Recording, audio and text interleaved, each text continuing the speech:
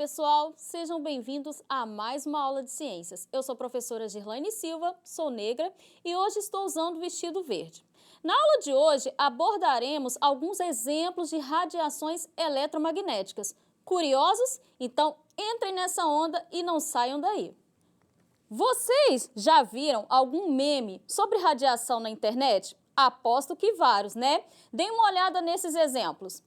Agora, gente, olhem isso aí, né? A radioatividade foi descoberta em meados de 1896, né? Mas se hoje ela é um sinônimo de algo negativo, mutagênico, toxicidade, no início, quando ela foi descoberta, as pessoas não faziam ideia, né, com o perigo que estava envolvido naquela descoberta. Vejam alguns exemplos de alguns produtinhos que as pessoas consumiam na época, né? Produtinhos radioativos. Gente, e até mesmo, né, os efeitos colaterais que eram observados, né, pelos próprios pesquisadores, eles atribuíam a pequenos acidentes. E foi apenas, né, mais ou menos 30 anos após a descoberta da radioatividade que passou-se a discutir os seus malefícios.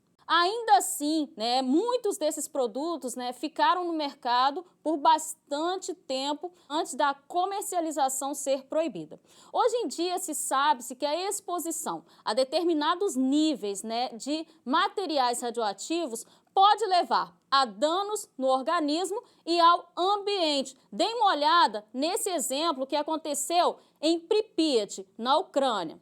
É o exemplo clássico de Chernobyl, quem nunca ouviu falar, né? Gente, esse foi um acidente nuclear que ocorreu em 1986, onde o reator de uma usina explodiu, lançando material radioativo em vários países, né? Como é o caso da própria Ucrânia e da Rússia. E galera, plantações a 50 quilômetros de Chernobyl guardam radioatividade até hoje. E o local tornou-se basicamente, como vocês podem ver, uma cidade fantasma, além, né, das várias pessoas que morreram direta e indiretamente devido ao ocorrido.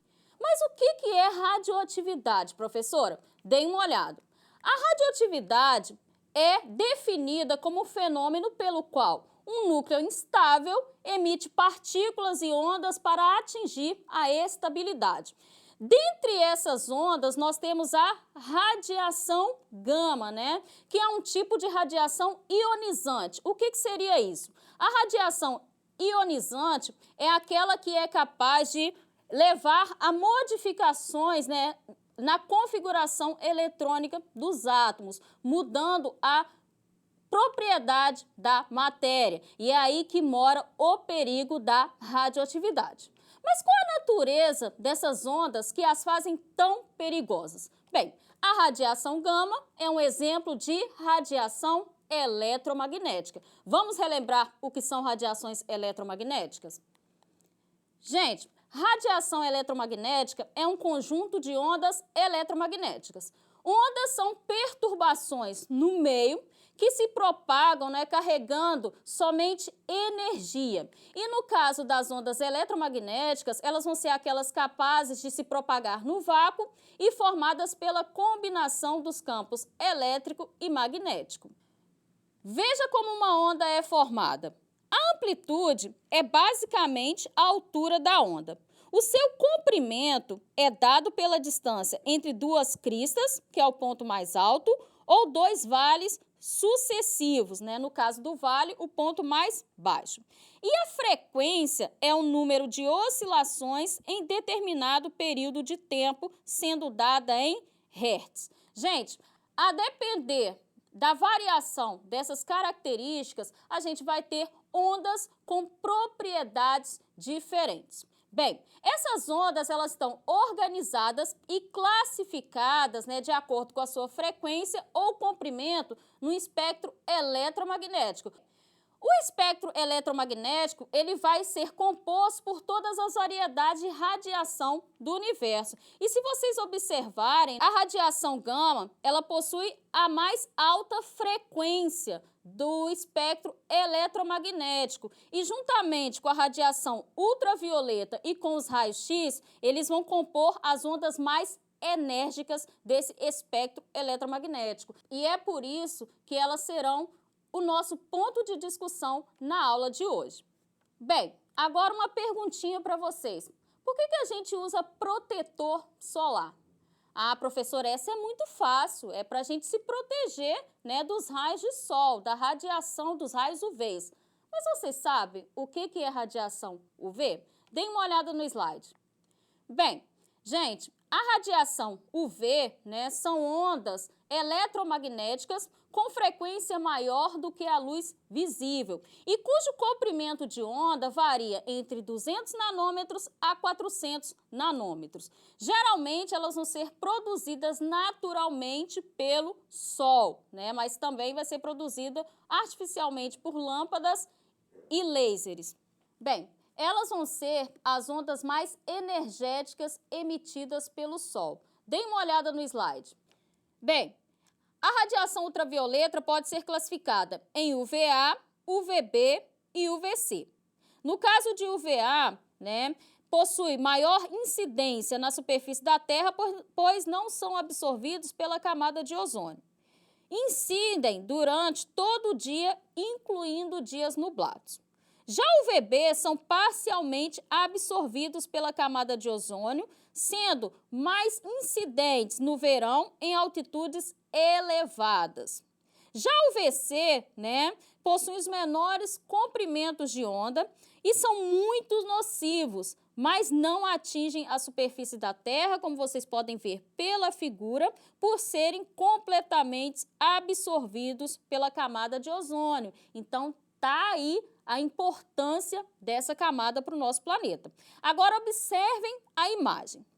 A radiação UVA penetra profundamente na pele, sendo responsáveis pelo envelhecimento, pelo câncer do tipo melanoma, além da indução de manchas na pele. Já o UVB atinge a pele superficialmente e causa queimaduras e vermelhidão. Mas eles também podem ser responsáveis por lesões pré-câncer e também por outros tipos de cânceres que não sejam melanoma, né? E é para nos proteger da ação desses raios que usamos protetor solar. Veja como ele funciona.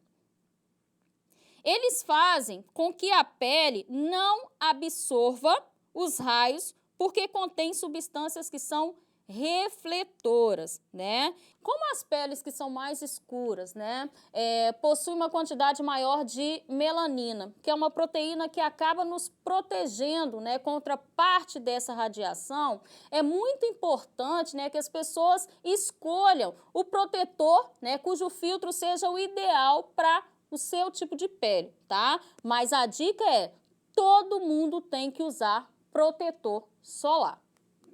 E fique ligado, a radiação UV também pode trazer benefícios. Ela pode ser utilizada, por exemplo, com ação bactericida em laboratórios e hospitais. Agora, vamos a uma pequena atividade. Vamos fazer uma autorradiografia. Vem para mim que eu vou explicar. Vocês vão pegar, né, um bloco, uma folha, uma canetinha e vocês vão imaginar alguma parte do corpo de vocês que tenha ossos. Tá? E aí vocês vão desenhar do jeito que vocês acham que é, tá? Façam isso com calma na casa de vocês. Aqui no meu caso, já está prontinho. Eu pensei na minha mão, deem uma olhada. Mais ou menos, né, gente? Não tá lá essas grandes coisas. Aí a parte 2 dê uma olhada nesse slide. Fiquem atentos a esse site, né? Se chama Radiopédia. Gente, isso é um banco de dados maravilhoso, né? Contendo imagens de vários tipos de radiografia, tá? E o que eu quero que vocês façam é comparar o desenho que vocês fizeram com o desenho, né, do banco de dados. Será que a minha mão... Dê uma olhada aqui de novo na mãozinha. Ficou parecido? Ah, professora, Não tem nada a ver, né? Gente, será que a gente consegue fazer uma cirurgia só olhando esse desenho aqui que eu fiz? Não, né? E é aí que a gente reconhece a importância, né, das imagens produzidas pelo raio-x para a sociedade. Vamos voltar para o slide. Partes internas do nosso corpo podem ser visualizadas sem que os nossos corpos precisem, né, ser abertos para isso. E por isso eles vão ser amplamente utilizados na medicina, né? Mas quem são os raios-x, né? Bem, raios-x são radiações superiores à radiação ultravioletas, com frequência maior do que 10 elevado a 18 Hz. Elas vão ser ondas que possuem a capacidade de atravessar corpos de baixa densidade e vão ser absorvidos por materiais de alta densidade. Então, quando a gente vai fazer um exame de raio-x, né, parte daquela radiação vai ser absorvida, né, por estruturas naquela região que vai ser examinada e parte vai atravessar. Essa parte que atravessa, ela vai se chocar, né, contra uma chapa, que aí, obviamente, utilizando reveladores específicos, vai estar formando aqui a imagem, né? No caso dos nossos ossos, gente, como são estruturas bem densas, né? Na verdade, a gente vai estar vendo aqui o negativo, né? De toda essa imagem aqui que é formada. Muito legal, não é mesmo?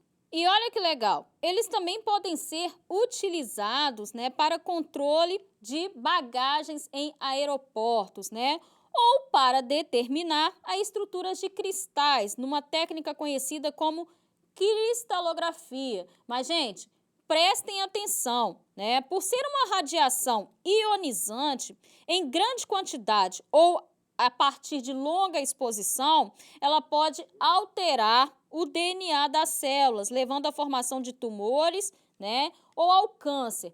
E por isso, né, a utilização de equipamentos de proteção radiológica são necessários, né, e tanto para o técnico quanto também a proteção para o paciente.